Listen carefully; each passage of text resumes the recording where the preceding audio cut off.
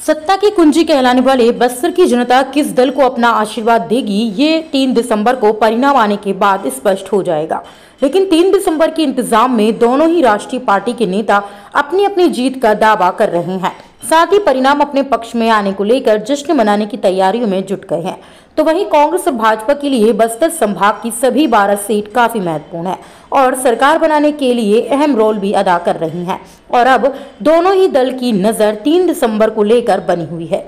तो वहीं दोनों दल के नेता ये कह रहे हैं कि इस बार फिर बस्तर की जनता का आशीर्वाद मिलेगा, लेकिन इस बार बस्तर की हवा किसकी तरफ होगी ये 3 दिसंबर के परिणाम में ही साफ हो जाएगा। लेकिन कांग्रेस और भाजपा ने अभी से फूलमाला, गजमाला, आतिशबाजी की बुकिंग करवा दी है। भाजपा के प्रदेश प्रवक्ता संजय पांडे का कहना है कि सभी को इंतजार 3 दिसंबर का है और इस बार बस्तर सहित प्रदेश में भाजपा पूर्ण बहुमत के साथ सरकार बनाने जा रही है। देखिए, हम लोग समीक्षा कर रहे हैं, समीक्षा करके जनता से मिल रहे हैं, कार्यकर्ताओं से मिल रहे हैं, बूथ लेवल के हमारे जो कार्यकर्ता हैं उनसे मिल रहे हैं, एजेंट, मतदान एजेंट की तैयारी शुरू चल रही है और एक सभी कार्यकर्ताओं में दिवाली मिलन भी हो रहा है। ये बात तो सही है कि जितना जल्दी मतदान मत की गणना हो जाए, इंतजार उसी का है और बहुत व्यग्रता के साथ सभी लोग इंतजार कर रहे हैं। जश्न का भी तैयारी, जश्न की तैयारी पूरी तरह से तैयारी है, क्योंकि माहौल प्रदेश में भारी मतों से, भारी बहुमत के साथ भारतीय जनता पार्टी की सरकार बनने वाली है, स्पष्ट है। जनता में लहर भी आप लोगों ने देखा होगा और एक एक बूथ की समीक्षा की गई है और एक अच्छा परिणाम भारतीय जनता पार्टी के पक्ष में आ रहा है। ये मतगणना का जो रिजल्ट आएगा उसको लेकर क्या तैयारी है, क्या दिशा निर्देश पार्टी की ओर से? पार्टी की तरफ से मतगणना एजेंट सब बनाए गए हैं, सबके फोटो वोटो सब कलेक्ट हो गए हैं और बहुत जल्दी हम लोगों ने इसको किया है। पार्टी की तरफ से दिशा निर्देश ये है कि कार्यकर्ता अनुशासन में रहकर जश्न की तैयारी कर रहे हैं और अच्छा ढंग से जश्न मनाया जाएगा, अच्छी रैली निकलेगी, क्योंकि हार जीत जनता ने तय कर दिया है। कितनी सीटें आ रही है? मैं तो आपको बस्तर के संबंध में बताऊंगा। बस्तर में जो है एक प्रकार से भाजपा के पक्ष में लहर थी, परिवर्तन की लहर थी, कांग्रेस के विरोध में लहर थी, भारतीय जनता पार्टी के पक्ष में लहर थी और यही जो लहर है ये यहाँ से फर्स्ट फेज से होकर सेकंड फेज में पहुंचा और पूरे प्रदेश में भाजपा के पक्ष में लहर है। इसलिए मैं दावे के साथ कह सकता हूं कि जो परिणाम 2018 में आए थे उसके ठीक उलट भारतीय जनता पार्टी 75 होगी और कांग्रेस 15 में सिमट जाएगी। इसी के साथ 3 दिसंबर को लेकर इधर कांग्रेस के राष्ट्रीय यूथ प्रवक्ता जावेद खान का भी दावा है कि अब की बार 75 पार। कांग्रेस सरकार के 5 साल के विकास को लेकर छत्तीसगढ़ की जनता ने ठाना है कि छत्तीसगढ़ में पूर्ण बहुमत से कांग्रेस की सरकार लाना है।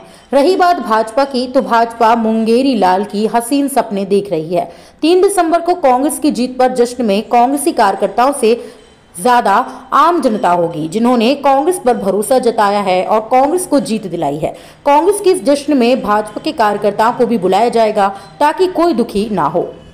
जगदलपुर से ब्यूरो चीफ अनिल राव की रिपोर्ट।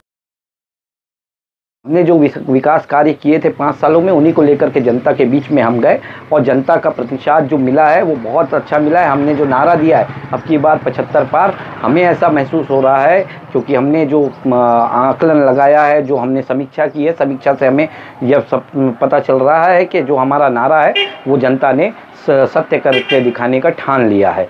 रही बात बस्तर की, तो बस्तर में पहले चरण में मतदान हुआ और बस्तर में जिस तरह से उत्साह दिखा मतदान का, जनता का विश्वास सरकार के प्रति बढ़ा है और निश्चित ही बस्तर में फिर से पूरे की पूरी सीटें कांग्रेस की आएगी। 3 दिसंबर को लेकर क्या तैयारी है?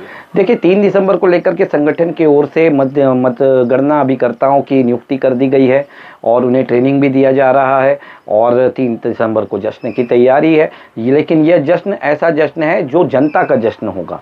ये कांग्रेस को फिर से सरकार बनेगी, कांग्रेस के विधायक चुन के आएंगे, लेकिन उसे लाने का कार्य जनता ने किया है। तो देखिएगा 3 दिसंबर को सड़कों पे कांग्रेसी कार्यकर्ता कम, जगदलपुर शहर की, बस्तर की जनता ज़्यादा आपको नजर आएगी। बीजेपी जश्न की तैयारी कर रही है। देखिए, भारतीय जनता पार्टी तो पहले ही चरण के चुनाव के बाद से पूर्व मुख्यमंत्री रमन सिंह जी जश्न की तैयारी करने, पटाखे फोड़ने लग गए थे।